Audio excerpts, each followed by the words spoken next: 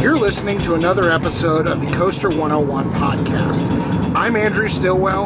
I'm flying solo this week. We've got a little bit of a different formatted show than usual. You may hear that I am driving right now. I'm actually on the road back between Kemah Boardwalk and Houston. I'm in Houston for work. Before you say anything, I'm driving safely. I have two hands on the wheel, just recording. But I want to talk the roller coasters of the Texas Gulf Coast region today. And Houston has a strong theme park history. Obviously, there was Six Flags Astroworld that closed in 2005, and they had 9 roller coasters when they did close. But the Texas Gulf region, it's really mainly populated by 2 amusement parks. And when I was down in Texas for work this week, I had the opportunity to visit both these parks, which are the Galveston Island Historic Pleasure Pier. If you're familiar with our website, which you should be by this point, Coaster101.com, you'll see a small park showcase article that I wrote after my visit to the Galveston Island Historic Pleasure Pier. I'm just going to call it Pleasure Pier from now on because that's a lot easier. My visit to the Pleasure Pier last week, and I came to Texas again for work, but I wanted to carve out some time because I'm not in this area of the country very much to ride some roller coasters. And as soon as I landed at Houston, I got my rental car, and on Thursday I headed all the way down to Galveston to the Pleasure Pier. And my first stop and my first coaster I wanted to ride was Iron Shark. And Iron Shark, for those of you who don't know, it is a Eurofighter model from Gerstlauer Ride Entertainment. I know they're big fans of theirs. They obviously had a hand in bringing Gerstlauer to the U.S. It was the 5th ever Eurofighter in the United States ever built. But Iron Shark at the Pleasure Pier, it opened in 2012, just like the rest of the Pleasure Pier did. Every attraction there opened the opening year, and they haven't added anything since. But Iron Shark, it's a very unique ride. It packs a lot into a very, very small and compact footprint. Obviously, like most Eurofighters, it has that vertical lift. It has a beyond vertical 95-degree first drop. It tops out, I believe, at 55-ish miles per hour. Again, only 100 feet tall, and we're talking less than a quarter mile of track here. But somehow in that quarter mile of track, which is contained entirely within the vertical envelope of the Pleasure Pier, you go upside down. The pre-ride audio says 4 times, roller coaster database says 3 times. I don't really know who to believe. You're moving too quickly to determine if you're actually upside down. Maybe they threw an extra dive loop or a cutback or something in there. I'm not exactly sure. But this coaster was a ton of fun. And when I got to the Pleasure Pier on Thursday, if you followed us on social media, you saw that we were snake bitten a little bit by weather on that first day we were in Texas. I got to the park, and the first thing when you get to a park that you never want to see is the following attractions are temporarily available, and it's like boom, boom, boom, boom, boom, Iron Shark, and it's the last thing on the list. And I stand there, and I'd driven over an hour from the Houston airport at this point, and I was like, I gotta know if this is the real deal. So I waited around a little bit, and there were clouds in the area, no lightning, no thunder, but I did ask a park employee, and she said it was closed for lightning in the area. Makes sense. Obviously, if you don't know the location of the Galveston Pleasure Pier, it is literally situated on a pier above the Gulf of Mexico, right in the middle of a tourism area beach. So there were families, swimming in the Gulf. They were just right there with everybody headed to the Pleasure Pier. But As soon as I asked the employee and she said it was closed for lightning, I saw another employee with a set of wire clippers. She cut off the zip tie signs for the attractions that were closed for lightning.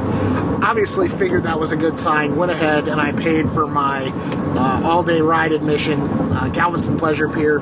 Obviously a little bit of a unique park. You have to pay a walk-on price. It's $11 if you're over 4 feet tall. I don't understand why the walk-on price is different if you're not riding anything, but that's the way they do things. But if you get a walk-on pass, you can't ride anything, so your options are buy single tickets, single, pay per ride admission tickets, which are obviously nice, or you can buy the all-day wristband. I wanted to ride Iron Shark at least twice. It was just about the same price to buy the walk-on pass and the 2 Iron Shark, single ride tickets as it was the all-day wristband, which includes that walk-on access. So I went ahead, got my wristband, went in the park, and it was all signs of a park that had temporarily shut down for lightning. Not a lot of rides moving. The ones that were, obviously, were some smaller children's attractions. And they've got a great little park at Galveston Pleasure Pier. They've got 15 or 16 rides in that space. It's only about 11,000 square feet, if I did that correct. 110,000, math is hard, 110,000 square feet, just along that pier that over the years has played host to the flagship hotel, which was damaged. It was all originally a pleasure pier. Both hurricanes have just wreaked havoc on that site, but they've done very well the last 10 years with the pleasure pier. So I walk on, you definitely kind of get that seaside park. I'm going to call it manufactured nostalgia because I've never really experienced it other than watching it on shows like Rocket Power and things like that, where you have just this park over water that is on the beach, and I feel like those are becoming more and more of a rarity in the United States. So it was really cool to check that out, but again, they had your classic carnival attractions. They had a swinging ship. They had a little small log flume. They had the Larson Loop Ring of Fire that, enthusiasts we all love to hate and hate on. They had a Ferris wheel. They had a Sky Screamer, a Funtime Starflyer, which was really nice. But yeah, the main attraction, the reason we were there, was Iron Shark. And after, 30 minutes, I waited it out, and I'm just kind of sitting there. They've got a nice covered bar. I had a adult beverage while I waited, but I see motion. I didn't really have a view of the entrance from where I was sitting, but I heard a train on the lift hill, and my immediate thought was, let's go. So I immediately jumped in line, was able to get on the next train. There is only one 8-car train on Iron Shark, and it's a Gerstlauer Eurofighter. So you've got 2 rows sitting 4 across. You've got a lap bar restraint, and that's it. So you're open to the elements for sure. And you ascend that 100-foot tall vertical lift. You dive immediately, and again, you are not able to tell which way is up. But the ride, again, over in less than a minute. You're just constantly going, and I think it's got a double figure 8 layout or something similar to that. But again, ton of fun. And one of these smaller Eurofighter models I'd never actually ridden before, so that was a really, really cool experience. Hung around a little bit longer at the Pleasure Pier. Didn't ride anything else. I did ride Iron Shark that second time, so I did get my 2 rides. Both of them were in the back row, which I wasn't picky. That was just the seat that was available to me, so it was good to go.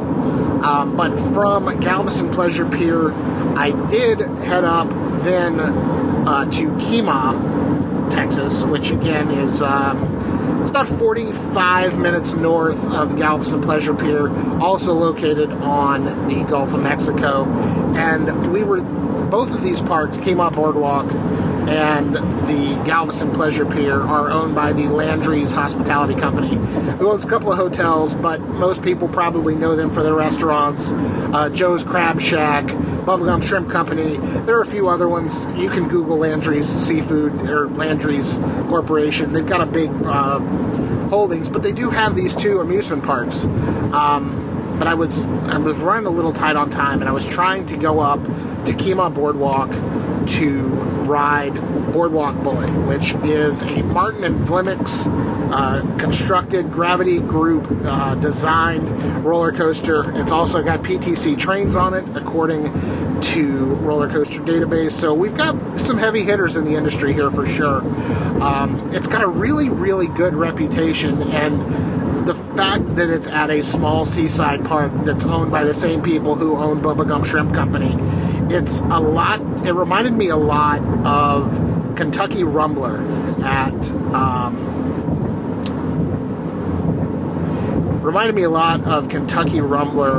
at the park in Kentucky whose name it is escaping me right now, Beach Bend. It reminded me a lot of Kentucky Rumbler at Beach Bend, just because it was this amazing wooden roller coaster that just kind of feels like it was built and then a traveling carnival was built kind of around it, and the carnival just kind of stayed around the big roller coaster. But yeah, I've always heard really good things about Boardwalk Bullet, and I really, really wanted to ride it. Again, unfortunately, was snake bitten by the weather that day. Some thunderstorms had rolled through Kemah as I was leaving the Pleasure Pier in Galveston, driving up to Kemah. And but again, like Kemah, or like the Pleasure Pier, rather, it was a park that was reopening following a rain delay. You know, some of the rides, the carousel right at the front of the boardwalk, it was operating, and it was the only ride that was operating for a while. They weren't even selling tickets, but the attractions slowly were opening. I watched the Boardwalk Bullet test for a while, which it's a little frustrating watching a roller coaster test knowing you can't get on it. But it tested 5, 6, 7 times and then stopped testing and didn't test anymore for a couple of hours or half hour or so. No movement at all whatsoever on the track. And as a roller coaster enthusiast, that's never really the best sign. I also had dinner plans that evening with past podcast guest Aaron Martinez, formerly of Schlitterbahn Water Parks. He's down in this area, so he and I were grabbing dinner. I wasn't going to make him wait, and I was convinced that I was going to have to take this L on my Texas trip, and I'd have to come back.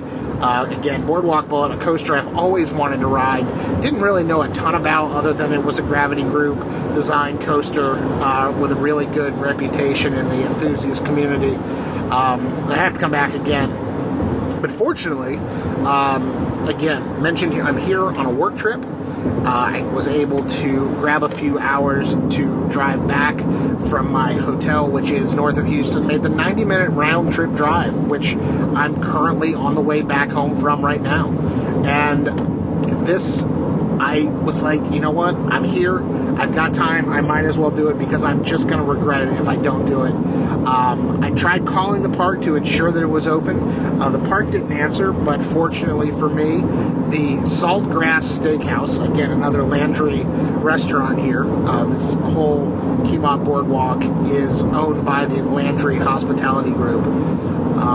I called them and I said, this is a really dumb question, but I couldn't get the amusement park to answer the phone, so I'm calling you guys. And I just wanted to make sure before I made this drive down that the Boardwalk Bullet is open.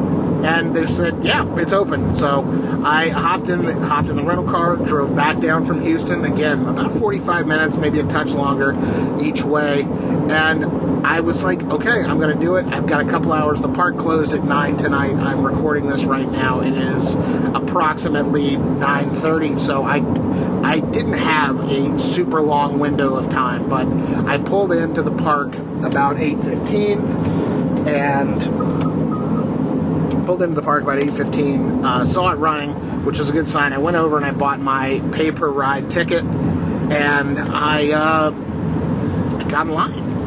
Again, I was there, I kind of walked around. Boardwalk Bullet is a deceptively hard roller coaster to photograph, especially if you want some really good track shots without being kind of inside the structure of the coaster itself. I think Boardwalk Bullet it's a coaster, again, because it's not at a big corporate park like a Six Flags or a Cedar Fair park like that. It's a coaster that can probably get a little overlooked, I think, and I think it's probably underrated for that reason. I don't know how many enthusiasts manage to get down to the Galveston, Kemah, Houston area, especially it's now that Astroworld is no longer here. But Boardwalk Bullet, ton of fun. I waited for the front row, and any enthusiast will tell you, it was one train operations. It was not moving particularly quick. But I waited for the front row. It was about a one train wait. Waited about 15 minutes. And it was so fun. And it had everything that you've come to kind of know and expect for a gravity group coaster. It had the smooth bank turns. It had the curved drop. It had a lot of things that I really, really enjoyed about.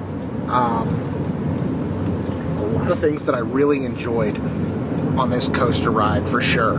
And I think it is a roller coaster, while it does get really good reviews in the kind of the enthusiast community. I think it's slept on because, again, maybe not a lot of people have ridden it. It's kind of reminiscent of Ravine Flyer 2 at Waldameer. Again, a really, really amazing wooden coaster at a small park that not a lot of people, unless they're roller coaster enthusiasts or local to the area, are able to get to and able to ride and able to experience. And I feel like it's one of those, it's got to become a destination for enthusiasts just because it is so good. And, I was on Twitter, and Andrew Hyde, another past podcast guest, I made some joke about how there are weird things you do in this hobby, like taking a 90-minute round-trip drive while you're on a work trip just so you can get one ride on Boardwalk Bullet before the park closes. And he said, the ride's great, and he is absolutely correct. It's another coaster. It's got so many head choppers and track crossovers, and again, you can't really tell the layout from looking at this coaster. So you see a lot of wooden structure from the outside, but you have no idea how many times it circles the track that you're on. You have this really cool moment where you fly by the station. You fly by the station multiple times in multiple directions, and it's just a ton of fun. It was really, really, really good, and I can't recommend enough that Boardwalk Bullet. It was well worth the additional 90 minutes round-trip drive. So bravo to the Gravity Group, Martin and Vlemix, and PTC, because those PTC trains were running super well, which it was great. It was a very exciting roller coaster experience, and definitely one that I would love to do again if I happen to get back to this part of the country. But again, Gulf Coast of Texas without work, I probably wouldn't be here because it's just not somewhere that I have a regular travel ability coming from North Carolina. No real desire to go here. But again, two really fun roller coasters, two really unique small parks. I think, again, if you're a roller coaster enthusiast and you've gotten to the corporate parks in Texas, you've gotten your Six Flags, you've gotten to SeaWorld San Antonio, you've gotten to even ZDTs, which is right there in San Antonio, to ride Switchback. I don't think this area of Texas gets enough love from the roller coaster community, and I know it's clear across the state from the National Roller Coaster Museum, so there's a lot of really good roller coastering in Texas, but with a state the size of Texas, obviously, these parks are hours and hours apart, so I understand if it's not at the top of your list, especially with other bigger corporate parks in the area, but I think it is definitely a great opportunity and somewhere you should definitely check out if you're an enthusiast for sure. I really appreciate anyone who is still listening. This has definitely been kind of a non-traditional Coaster 101 podcast. It's definitely more of a stream of consciousness as Andrew drives on the Houston, Texas highway. Again, being safe, 2 hands on the wheel, hands-free operation here. But again, we're going to have something on the website. We've got the small park showcase for the Galveston Island Historic Pleasure Pier on Coaster101.com. We'll probably have something up in the coming days about Boardwalk Bullet because it is a coaster that deserves its own article. There was a lot of really, really cool things that happened in the coaster, a lot of cool scenic elements. Not really scenic and theming, but, you know, it's not every day you see an overbank turn with the ocean in the background. So we will have something written on Coaster101.com in the coming days. But that's going to do it for this mini episode, stream of consciousness, however we want to call it, of the Coaster 101 podcast. Again, I'm Andrew Stillwell, but you got to follow us on all forms of social media. We are at Coaster 101 anywhere you can consume the platform. Also have this aforementioned website, Coaster101.com. Make sure you're liking, rating, reviewing, subscribing, leaving us 5-star ratings on iTunes and Spotify. We always love those. They help more people find the show than you really think, and we're continuing to grow our audience, which is always a good thing. Coming up on 100 episodes of the Pandemic Project podcast. Nobody thought we would get there, myself included, and I'm the one who really hosts the show. So big thanks, as always, to Justin Mabry of JM Music Design for our theme music, and we will talk to y'all again next week. See ya.